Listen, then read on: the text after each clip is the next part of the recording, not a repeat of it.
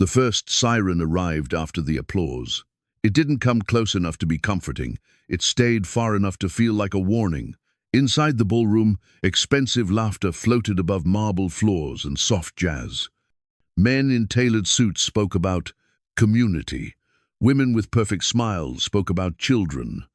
Everyone acted like the word meant the same thing to all of them. But it didn't.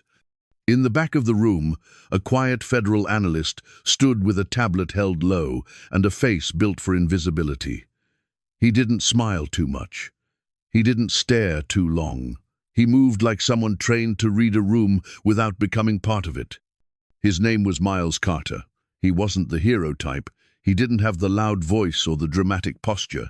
He had something more useful in a place like this. He had patience.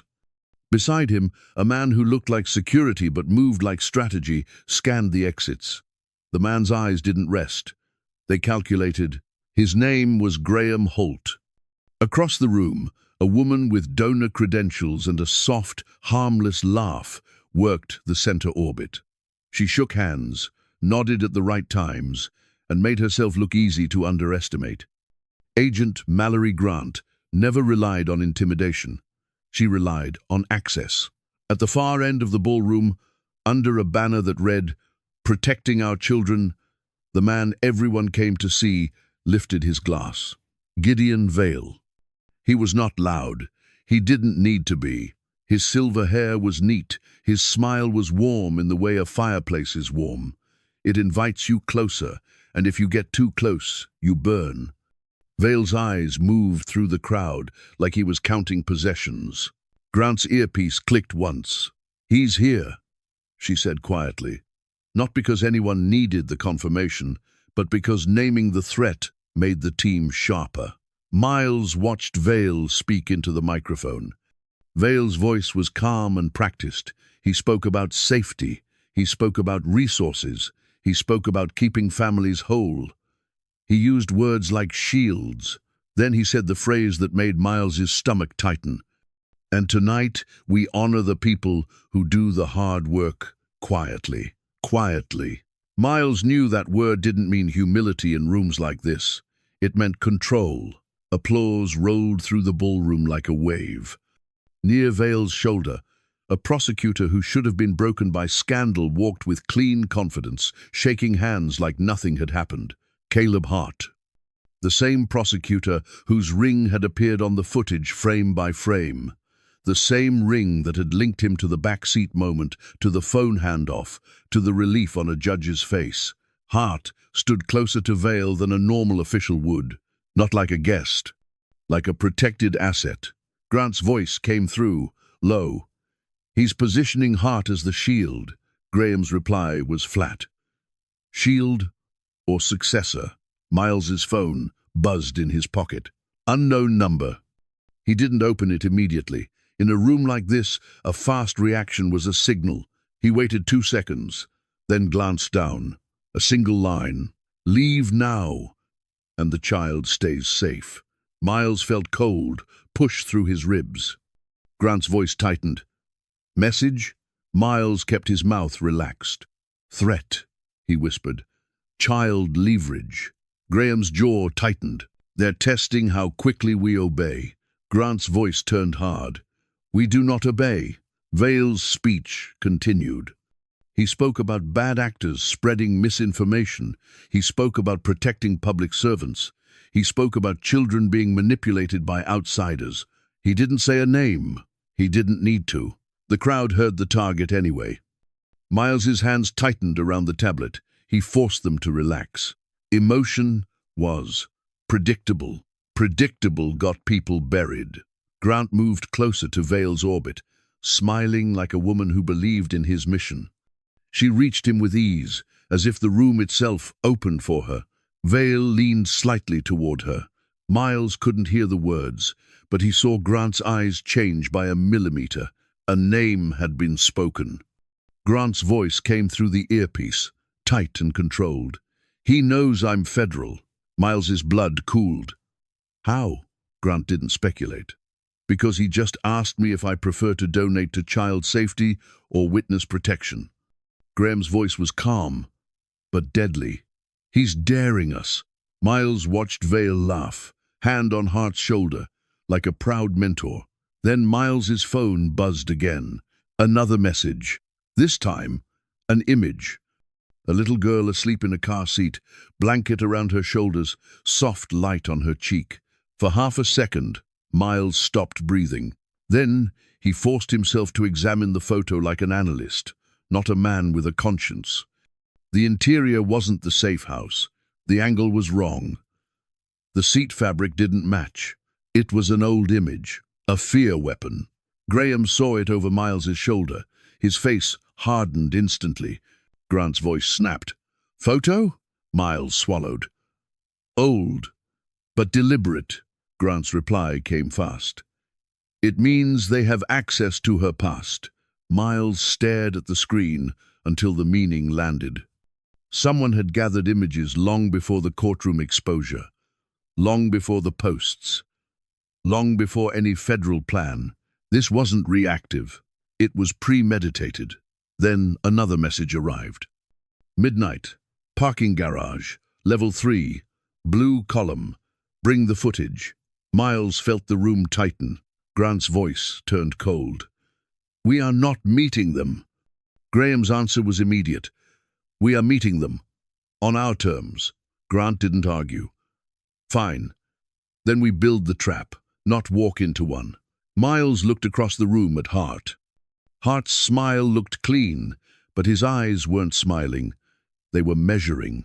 Grant moved away from Vale's orbit with the smoothness of someone simply going to the restroom. She slipped into a side corridor. Miles and Graham followed at a distance that wouldn't read as pursuit. The hallway smelled like lemon cleaner and money. A service door sat at the far end. Graham's eyes narrowed. That door leads to a staff corridor. Miles's voice was low. And to security. They didn't enter. Not yet. Because Vale was watching for impatience. Instead, they returned to the ballroom and kept the mask on. Grant's voice came through again. We move the child now, not later. Now. Miles's throat tightened. Her guardian is with her. Grant's voice stayed hard. Not enough. We rotate. We break routine. We remove predictable walls. Graham's voice was calm. If they're using old photos, they want you to feel helpless. Don't. Vale lifted his glass again and smiled like a saint. Miles watched him and understood something clean and ugly. Vale wasn't trying to win a case. He was trying to own the narrative. The moment the team left the hotel, the air outside felt different. It wasn't colder. It was sharper, as if the night had edges. Grant didn't head straight to the safe house. She never took a straight path after a threat. She sent a short message to the protection detail first. No names, no locations, only a code word. Rotate. Miles watched her type with calm hands. He admired the calm more than he admired bravery. Calm was harder. In the car, Graham drove without music, without conversation, listening to the world through the steering wheel. Miles opened his tablet and pulled a live dashboard of social chatter tied to the case. He expected hate. He expected misinformation. He did not expect speed. A dozen accounts posted the same sentence within the same minute. A child is being coached. A dozen more accounts posted a different sentence, same cadence, same grammar. These officials are under attack. Then a third wave arrived, sharper, more personal. The child is unstable. The guardian is a grifter. The witnesses are liars. Miles felt his stomach tighten. This wasn't random internet cruelty.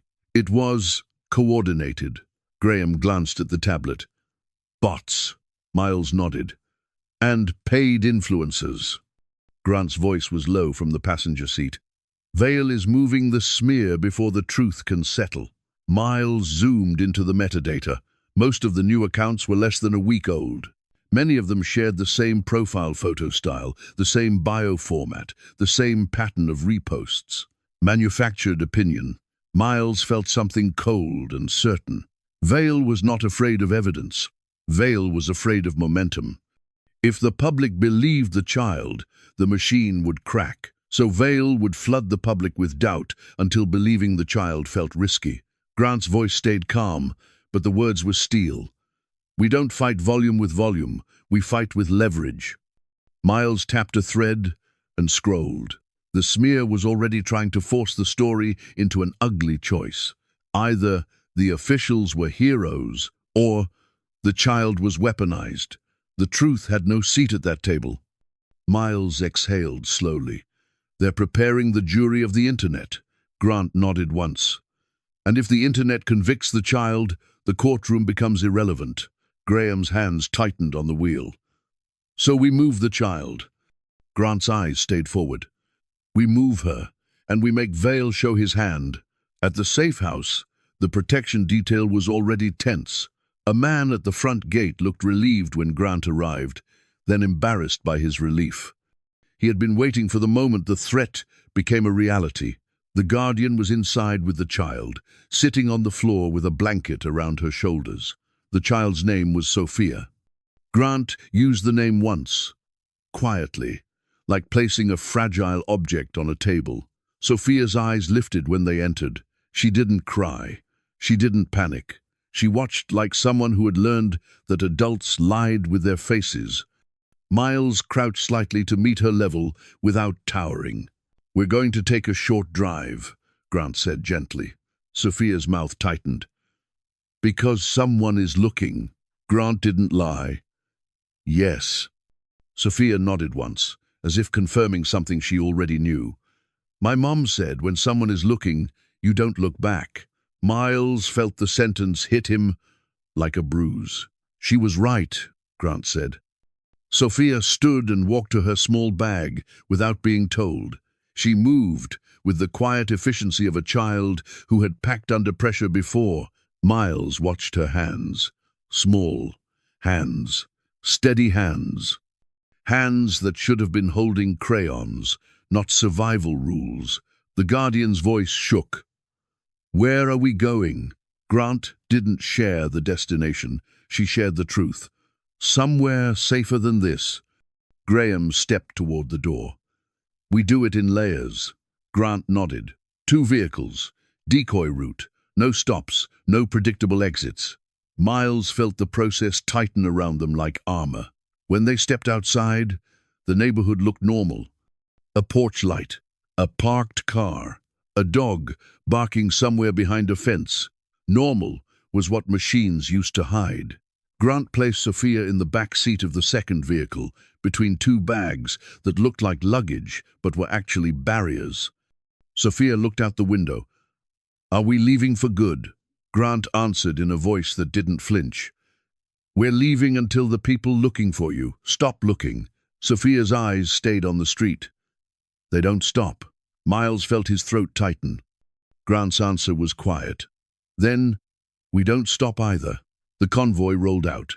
Graham drove the lead vehicle with Miles beside him, watching mirrors and listening to Grant's updates. Miles counted turns, not because he needed the route, but because counting gave his mind something to hold while fear tried to take it. After the 3rd turn, a car appeared behind them and stayed. Not close, not far, consistent. Graham's eyes narrowed. Tail. Miles's stomach tightened. Could be nothing. Grant's voice came through from the second vehicle. No assumptions. Graham, take the next right, then left, then circle. Graham did it without hesitation. The trailing car followed. Miles felt his pulse spike. Grant's voice stayed calm. It's not nothing. Graham's jaw tightened. We cut it. He drove toward a well-lit gas station, not to stop, but to force the tail into a choice. If the tail stayed back, it risked losing them. If it stayed close, it would be seen. The car stayed close. Miles felt anger rise. Grant's voice was low. Miles, call the local unit. Do not mention the child. Mention suspicious vehicle and fear of interception. Miles sent the request through a secure channel. Within minutes, a patrol car appeared at the next intersection, lights not flashing, just present. The trailing car hesitated, then it peeled away. Graham exhaled slowly. Miles felt the tension ease by a fraction. Grant's voice came through. That was a probe. Graham's reply was flat. They wanted to see if we'd run. Miles stared at the road ahead. Or if the child would panic. Grant's voice sharpened. She didn't, remember that. They arrived at a new location before dawn. Not a safe house with familiar federal patterns. A private property with no digital trail, owned through a shell that didn't scream government. Inside, Grant set rules again. No devices near the child. No routines. Even breakfast changed time. Graham posted at the far end of the hall. Miles set up his tablet on a kitchen counter and began building something Vale could not outspend. A map of relationships. He started with donors, then staff, then security vendors, then consultants, then the quiet professionals who moved between them. He looked for repeats. Because repeats were where the machine hid. A name appeared in 3 places. A charity board, a private school foundation, a courthouse, safety modernization contract. The same name, the same signature style. Miles felt cold certainty. Vale didn't just fund child safety, he funded access to children. Grant stood behind him and saw the screen. That's your leverage. Miles nodded. It's also a trap. If we touch it wrong, he'll know. Grant's voice stayed calm. He already knows we exist. Now we decide what he thinks we want. Graham's voice came from the hallway. They'll use the smear to force a wellness check. Grant's eyes narrowed. How soon? Graham's reply was immediate. Soon as daylight. Miles's stomach tightened. A wellness check wasn't a knock. It was a legal wrapper around intrusion. The machine loved wrappers. At 9:17 a.m., the doorbell rang. One ring, then a pause, then another ring. Graham moved to the peephole. 2 people stood outside. One wore a polo with a county emblem. The other held a clipboard. They didn't look like villains. They looked like paperwork. Graham spoke through the door without opening it. Can I help you? The man with the clipboard smiled politely. We received a report of a child in distress. Grant's face tightened. The machine had arrived in daylight. Grant stepped beside Graham. Her voice was calm but firm. This is a protected location. Identify yourselves. The man's smile tightened. We're with Child Services. Grant didn't argue. She didn't posture. She did what machines hated. She asked for proof. Badge numbers, supervisor contact, written authorization. The woman with the polo glanced at the other worker as if she wasn't expecting resistance. The man's smile remained, but his eyes hardened. Ma'am, we can come back with law enforcement. Grant's voice stayed steady. Then come back with law enforcement and a judge's order. The man's expression flickered. A real social worker didn't want conflict. A fake one did. The man adjusted his grip on the clipboard, then stepped back. Thank you for your time, he said. Too fast. They walked away. Grant watched them through the narrow glass. Graham's voice was low. They'll return. Grant nodded once. Yes, and next time they won't be polite. Miles's hands trembled slightly. He pressed them against the counter until they steadied. Sophia sat in the living room, drawing on paper. She didn't ask who was at the door. She didn't need to. She looked up and said, They found us again. Grant walked over and crouched. They tried.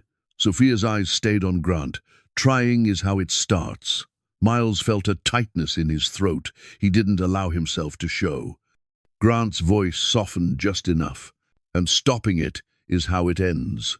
Sophia's pencil moved again. Mom said, if someone tries, it means they're scared. Grant paused. Why did she say that? Sophia didn't look up. Because people who aren't scared don't hurry. Miles felt something click. Vale was hurrying. Vale was not a man who hurried. So something had changed. Miles's phone buzzed again. Unknown number. A pinned location. The same garage. The same blue column.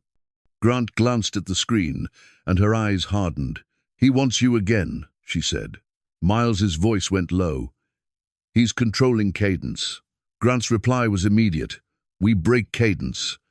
Graham stepped in. We still go. But we decide where the meeting actually happens. Grant nodded. We set the perimeter. We build the net. At midnight, they entered the garage. The concrete smelled like oil and old rain.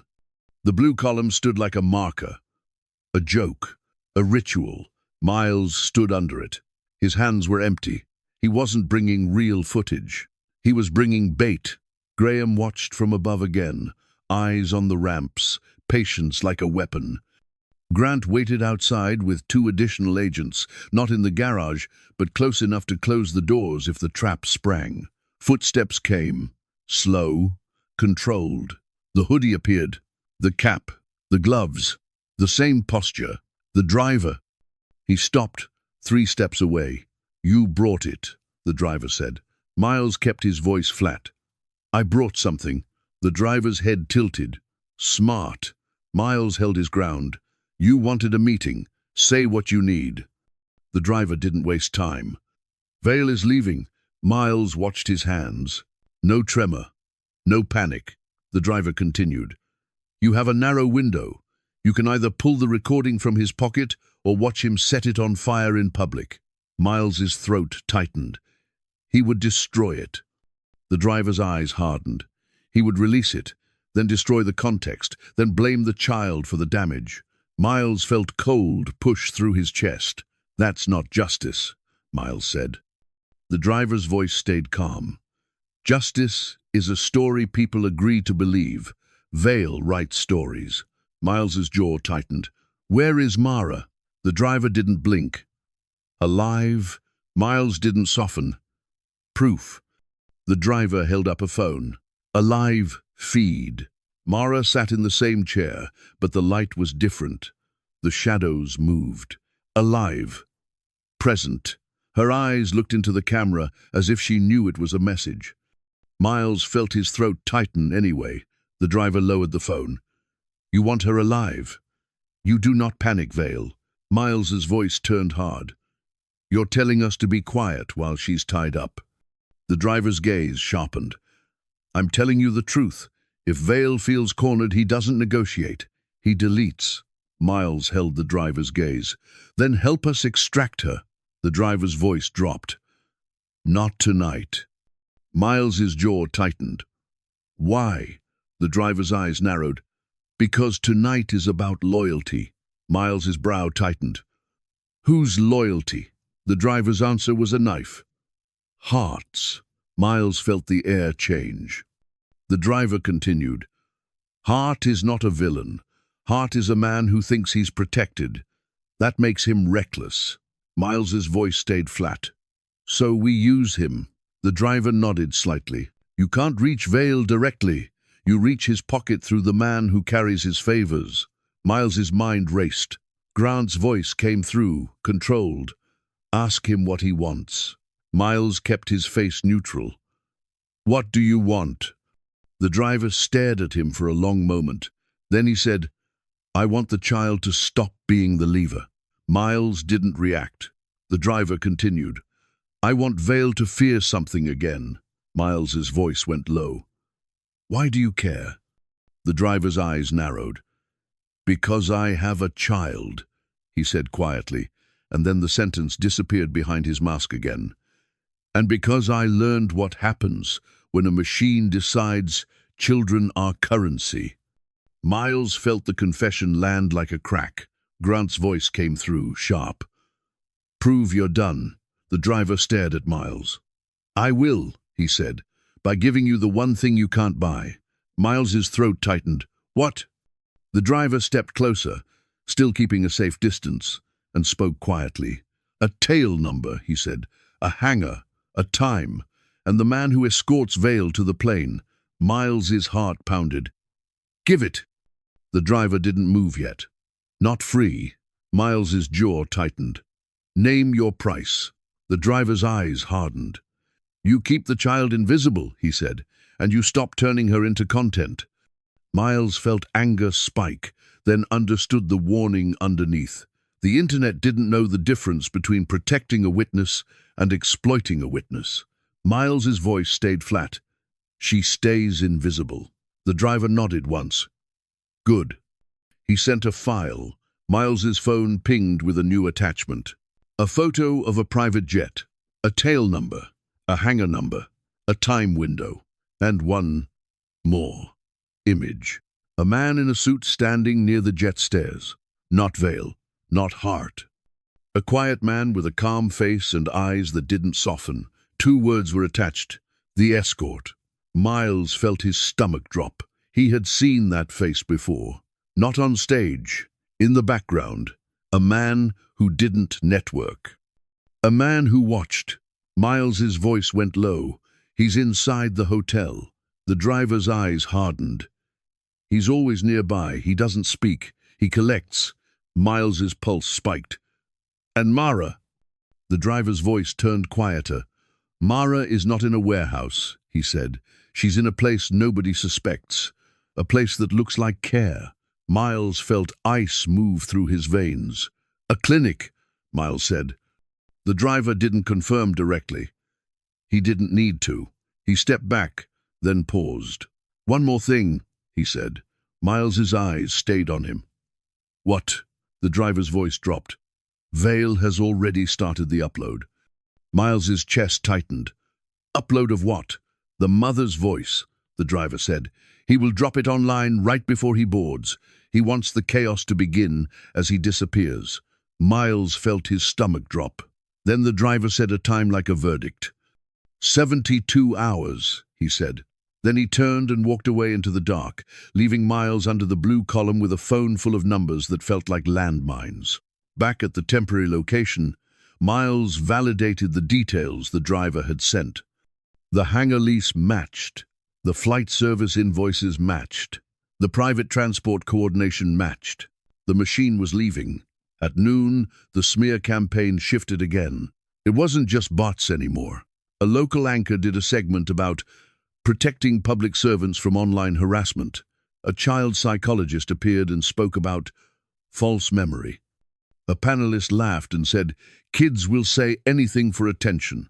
Miles felt his hands tremble. Grant watched the segment once, then turned it off. Grant's voice was calm. Vale is building the story he wants jurors to believe. Miles swallowed. And if the mother's recording drops, Grant finished the sentence for him. He will claim it's edited. He will claim it's a setup. He will claim the child was coached to repeat names. Graham's voice went hard. So we take the recording first. Grant nodded. Or we take the upload mechanism. Miles frowned. Upload mechanism. Grant's eyes sharpened. He's not uploading from his home. He's uploading from a controlled node, a team, a device, a channel. That night, the fake child services workers returned. This time, they brought a patrol car. Not lights, not sirens, just authority. Grant didn't open the door. She asked for a court order. They didn't have one. The clipboard man pushed too hard. The patrol officer looked uncomfortable. And in the discomfort, Grant saw the truth. This wasn't legal. It was pressure, a rehearsal. When they left, Grant turned toward the hallway and spoke once, firm and final. We relocate again. Sophia stirred as they packed. Half asleep, she murmured. Are we leaving again? Grant whispered. Yes. Sophia's eyes fluttered open for a second. Did we win? Grant paused, then answered with quiet honesty. Not yet. Sophia's eyes closed again. Wake me when the looking stops. Miles felt his throat tighten. They relocated before dawn. Then, at 2:13 a.m., the next night, Miles's tablet alarm triggered. Not a clock alarm, a network alarm. A spike in upload scheduling tied to the same cluster, pushing the smear. Miles's stomach dropped. A premiere had been scheduled. A mother's final warning. Grant was beside him instantly. Graham stepped into the room. Miles showed them the screen. Grant's jaw tightened. He's staging it. Graham's eyes narrowed. What's the release time? Miles swallowed. 72 hours. Grant stared at the countdown timer. Then she spoke calmly. And the calm was the most terrifying thing about her. Then we have 72 hours to take his pocket, she said. Hours later, they returned to the hotel under different roles. Not with force, with invisibility. Miles entered as a vendor, with a rolling case and a boring badge. Graham stayed close, watching reflections and exits. Grant entered separately with the donor identity again, because sometimes the safest place was where the enemy assumed you'd be too scared to return. The escort appeared near a private meeting room. A calm man, quiet eyes, no social warmth, professional emptiness. Grant approached him with a smile that didn't reach her eyes and offered an envelope. Inside was a decoy drive. The escort took it. And he didn't pocket it like a random item. He pocketed it like it mattered. Inner pocket, close to the heart, close to the kind of object a man would protect with his life. The escort entered a staff corridor. Miles followed. Grant and Graham triangulated. Then the escort moved toward a staff elevator. Inside his hand was a small device with a red indicator, an upload node. Miles's pulse spiked. Grant's voice came through, sharp. That's the trigger. They intercepted in a service hallway, not with a spectacle, with speed. The escort ran. Grant grabbed his sleeve. The device fell. It clattered on the floor. The red light blinked. Grant snatched it. Miles saw the screen. Upload in progress. Miles's stomach dropped. Grant shoved the device into his hands. Stop it. Miles's fingers moved fast, searching for a kill switch. The escort slammed into him, trying to knock him away. Miles hit the wall. The device nearly slipped. Grant locked the escort's arm, not to break him, but to control him. Miles found a toggle. He hit it. The red light turned amber. Upload paused. Grant's eyes locked on the escort. Where is the woman? The escort's jaw clenched. I don't know. Grant's voice went colder. Lie again. The escort swallowed. She's not here. Grant leaned in. Where? The escort's eyes flicked once. To a vent. To a hidden camera. To the truth that the machine listened everywhere. Grant's voice lowered. Write it. The escort hesitated. Then he nodded once and whispered, Clinic. Miles felt sick. Grant's voice was flat. Which clinic? The escort shook his head. I don't know the name. I only deliver. Grant's eyes hardened. Deliver what? One and are. The escort swallowed hard. People. Footsteps arrived at the far end of the corridor. Too fast. Too coordinated. Graham's voice came through. Reaction team. Grant didn't debate. Move. They ran through service corridors, stairwells, laundry rooms, loading docks.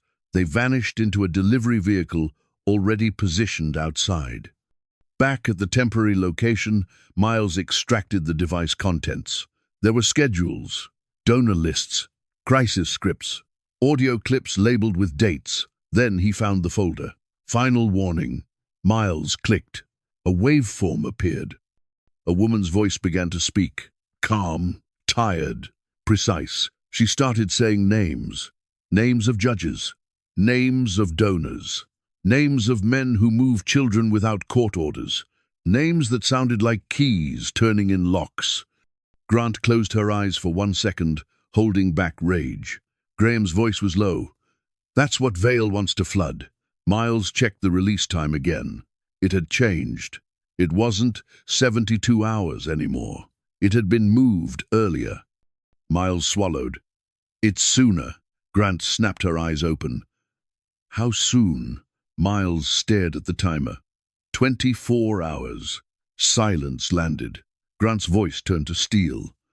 Vale accelerated because we touched his handler. Graham's jaw tightened. Then we accelerate too. Miles's phone buzzed. Unknown number. A message that was almost polite. You paused my upload. Now I change the deal. A photo followed.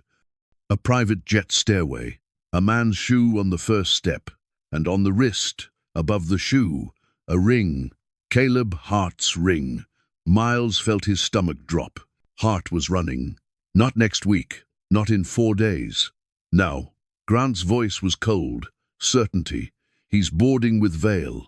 Graham's reply was calm and deadly. Then the chain is leaving together. Miles looked at the release countdown again. 23 hours. The recording, the jet, the clinic, all converging. Grant's eyes hardened. "We stopped the boarding," she said. Miles swallowed. "How?" Grant didn't hesitate. "We use Hart," she said. "We make him betray Vale before the plane door closes." Miles's hands shook slightly as he opened a new draft window on his tablet. He didn't write a speech. He wrote a trap. A message designed for one kind of man. A man who didn't fear justice. A man who feared being abandoned. Miles crafted the sentence with surgical care, keeping it short, keeping it sharp. Then he sent it. "Vale is leaving you behind. Bring the recording, or you go down alone." Minutes passed. No response. Miles felt every second like weight. Then Hart replied, 3 words. "What recording?" Miles exhaled slowly. Hart didn't know the full shape of the weapon. That meant Vale didn't trust him with everything. That meant Hart was disposable. Grant leaned in and typed the next message herself, because she understood predators. "You've seen it," the mother's voice. "The names, the file Vale carries like a talisman. He'll drop it online, then blame you for the fallout. You want out, you meet now." Hart's reply came faster this time. "Where?" Grant typed 1 word. "Courthouse." Graham's head snapped up. "Public place." Grant nodded. "Public is safer than private. And he wants familiar territory." Miles's throat tightened. "And if it's a setup," Grant's eyes stayed hard, "then we make his setup too expensive to execute." They moved fast. No sirens, no flashing lights. Just a car that looked ordinary and a team that knew ordinary was camouflage. At the courthouse, Grant chose a location that forced visibility. A corner of the parking lot beneath security cameras. A street lamp that didn't allow deep shadow. Graham posted where he could see both entrances. Miles held the device clone in his bag. Not the original, because the original was too valuable to risk on a liar's panic. Grant stood still, hands relaxed, posture calm. Hart arrived late. Of course he did. Late was control. Hart stepped out of a dark sedan, wearing a suit that looked freshly pressed, as if he believed clothing could erase consequences. His eyes scanned, sharp and frantic at the same time. When he saw Grant, his face tightened. "You," he said. Grant's voice was calm. "Me." Hart's jaw clenched. "This is a trap." Grant didn't argue. "Everything you've ever done was a trap. The difference is tonight you're the one inside it." Hart's eyes flicked toward Graham's position, then back to Grant. "Where is he?" Grant's voice stayed flat. "You mean Vale?" Hart swallowed. "He's leaving." Grant nodded once. "Yes." Hart's voice rose, then dropped. "He told me to come." Grant's eyes narrowed. "He told you to come with him." Hart hesitated. That hesitation was a confession. Grant leaned in slightly. "He's not bringing you as a partner," she said. "He's bringing you as luggage." "Zeros." Hart's face hardened. "You don't know him." Grant's voice turned colder. "I know his pattern. He keeps assets close until they become liabilities. Then he lets them take the fall." Hart's breathing changed. Grant watched it like a doctor watching vitals. Hart's fear was real now. Grant held up her phone and played 2 seconds of the mother's audio. Just enough to prove it existed. Just enough to make Hart's skin drain. Hart's eyes widened. "Where did you get that?" Grant's voice was steel. "From the man who pauses uploads." Hart's mouth tightened. "That man is dead if Vale finds him." Grant didn't blink. "Then you better stop acting like Vale is a father and start acting like Vale is a murderer." Hart's hands shook slightly, then he shoved them into his pockets. "What do you want?" Grant's voice stayed calm. A trade. Hart laughed once, sharp and ugly. You said you don't negotiate. Grant's eyes didn't soften. I don't negotiate with men who have power. I negotiate with men who are about to lose it. Hart's jaw clenched. I don't have the recording. Grant watched his face. Lie better. Hart's eyes flashed. It's on him. He carries it. Grant nodded. And you have access to him. Hart's throat tightened. Not like you think. Grant stepped closer. Then tell me the clinic. Hart froze. His eyes flicked away. Grant saw it. She pushed once. The woman. The one tied to a chair. Where is she? Hart swallowed hard. I don't know. Grant leaned in. You do. Hart's jaw tightened. I saw a transfer file, a facility, a medical cover. Grant's voice went colder. Name it. Hart hesitated, then whispered, Street Alder Behavioral. Miles felt his stomach drop. A behavioral health center, a place that looked like care. Grant's eyes sharpened. Address. Hart shook his head. I don't have it. Grant's voice snapped. You do. Hart exhaled hard and said it, low, like saying it would summon something. Miles memorized every syllable. Grant didn't celebrate. She didn't even nod. She asked the next question immediately. The escort, she said. The man near the jet. Hart's eyes narrowed. Why? Grant's voice stayed flat. Because he's the upload handler. And because he's the chain to Vale. Hart's throat tightened. His name is Rourke. Grant held his gaze. Full name. Hart hesitated. Damien Rourke. Grant's eyes hardened. Good. Hart's face twisted with fear. Now what? Grant's voice became a blade. Now you bring Vale's pocket to us. Hart stared. You want me to steal from him. Grant didn't blink. You want to live. Hart's breathing was fast now. He looked past Grant, then back, then past again. Grant felt the shift before the sound arrived. Tires. Fast. Too fast. A black SUV turned the corner without headlights, like it was trying not to exist. Graham's voice came through hard. Move. Grant grabbed Hart's sleeve. Hart jerked away, panic exploding. No, no, no. The SUV stopped hard. A door opened. A man stepped out. Not Vale. Not Rourke. A different man. Quiet eyes. Calm face. Professional emptiness. Hart's face drained, as if he recognized the kind of person who didn't argue. Hart stumbled backward. Grant's voice went sharp. Hart, run. Hart didn't run. He froze. That was the tragedy of men who lived on control. When control vanished, so did their legs. The quiet man lifted a hand. Not with a gun, with a phone. He pressed a button, and at the same moment, Miles's own phone lit up with an incoming call. Unknown. Grant's eyes snapped to Miles. Do not answer. Miles didn't.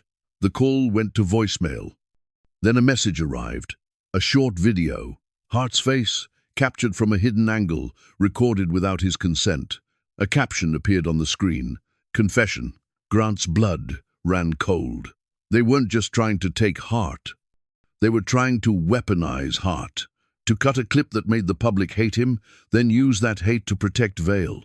The SUV door opened wider. Two men moved out. Hart's mouth opened to scream. Graham hit the street lamp area hard, moving fast, intercepting. Grant yanked Hart toward the light. The quiet man didn't flinch. He walked forward as if the cameras didn't matter, as if he owned them. Then the quiet man smiled. Not warmly, not cruelly, professionally, and said one sentence that made Grant's stomach drop. Vale says, "Thank you for confirming the clinic," he said. Grant's blood turned to ice. This wasn't a rescue, it was a harvest. They had used Hart's fear to pull the location out of him. They had let the team hear it.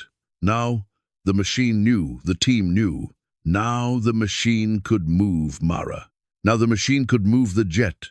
Graham moved, fists tight. Grant snapped. No. Because violence was the mistake Vale wanted on camera. The quiet man stepped back toward the SUV, eyes still calm. Hart tried to run then. Too late. A hand grabbed him.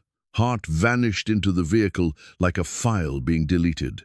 The SUV pulled away. No headlights. No sirens. No chase. Just disappearance. Miles stood under the street lamp, breathing hard, hands shaking. Grant's voice was steel. He wanted us to learn the clinic. He wanted us to see Hart taken. He wants us angry. Graham's jaw was tight. Then we go to the clinic now. Grant nodded once. Yes, but not blind. Miles looked down at the phone again. The mother's release timer was still counting down. 21 hours. The jet photo was still there. Hart was still gone. And Mara was about to be moved. Grant stared down the street where the SUV disappeared.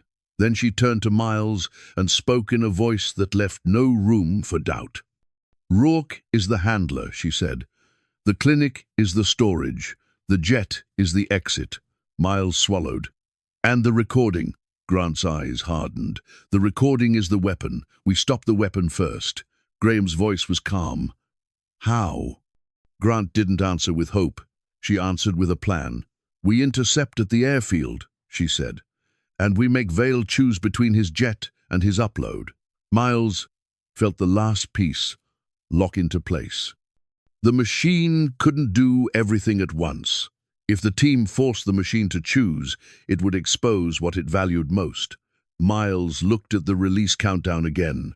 21 hours. He looked at the clinic address. He looked at the tail number. Then he looked at Sophia's sleeping face, safe for the moment behind another set of walls. Miles's voice went low. Dawn, he said. We hit the airfield at dawn. Grant nodded once. And if Vale is already there, Graham said. Grant's eyes were steel. Then the next sound he hears won't be applause. Miles's phone buzzed one more time. Unknown number. A single sentence. You're going to the airfield. Good. Bring the child's future with you. Miles's blood turned cold, because the message wasn't a threat. It was a promise. And somewhere out there, a billionaire was packing a jet, a handler was preparing an upload, and a woman was being moved through a hallway that smelled like disinfectant and lies. The night didn't feel like night anymore. It felt like the moment before a door closes forever. And the next chapter was waiting at a private airfield, before dawn, while a billionaire tried to disappear with a dead mother's truth in his pocket.